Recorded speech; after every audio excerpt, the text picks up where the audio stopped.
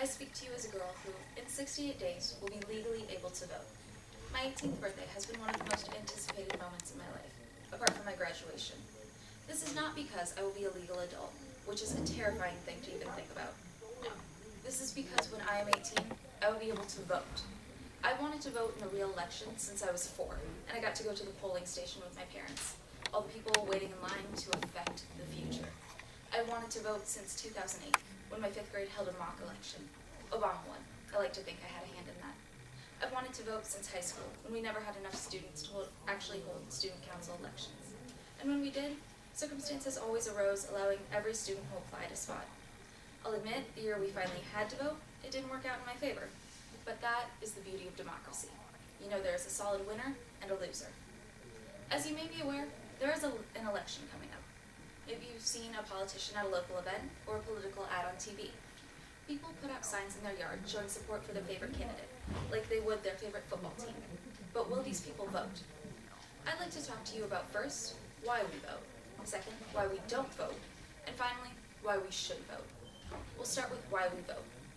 A vote, from Merriam-Webster, the official choice that you make in an election, meeting, etc., by casting a ballot, raising your hand, speaking your choice aloud.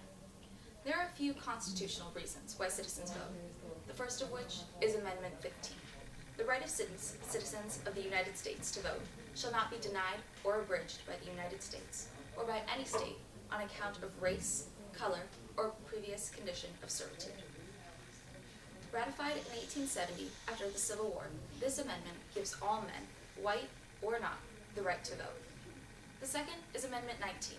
The right of citizens of the United States to vote shall not be denied or abridged by the United States or by any state on account of sex.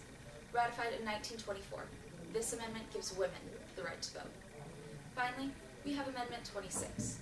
The right of citizens of the United States who are 18 years of age or older to vote shall not be denied or abridged by the United States or by any state on account of age. Before this amendment, voting age was 21. During the Vietnam War, where the draft age was 18, young adults fought to change this law. As you can see, the U.S. has gone through a lot of changes in 200 years, just to ensure the quality of all citizens. But you might wonder, why don't people vote? Let me tell you.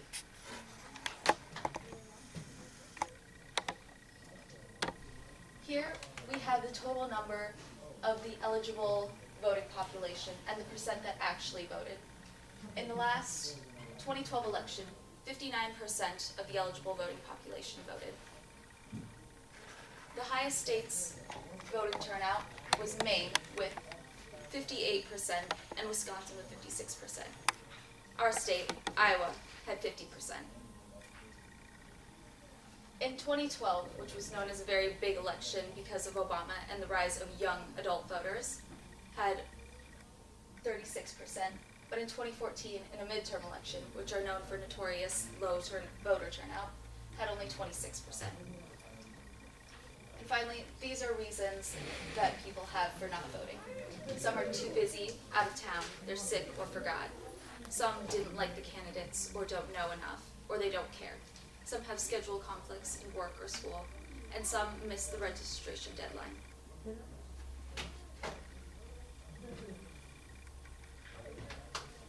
Now that you know why people don't vote, let's look. Excuse me. Now that you know why people don't vote, let's look at why they should. One reason is to voice our opinions. Democracy is about giving the people a voice. Often when local governments have a large decision to make, they allow community members to go in and share their opinions, and then the town votes on a solution. A large-scale example of this would be how the voting age was lowered from 21 to 18. When people don't like something, they let their voices be heard. That is what voting is about. Another reason is because it is our responsibility. This country was founded on and revolves around elections. To make ourselves different from England, we elect our leaders on a quadrennial basis, instead of letting them sit in power for decades. As our forefathers fought for those rights, and later ancestors fought to widen them, it is our responsibility to exercise them. The history of voting is vast and complex, but it represents how important voting is for this country. Citizens would not have spent as long as they did, would not have died over their cause, if it was unimportant. I told you about why people vote. reasons for low voter turnout in the past few years, and why voting is so important. I'm going to leave you with a quote from Franklin D. Roosevelt, taken from his radio address from the White House on October 5, 1944. Nobody will ever deprive the American people of the right to vote, except the American people themselves. And the only way that they could do that is by not voting at all. Thank you.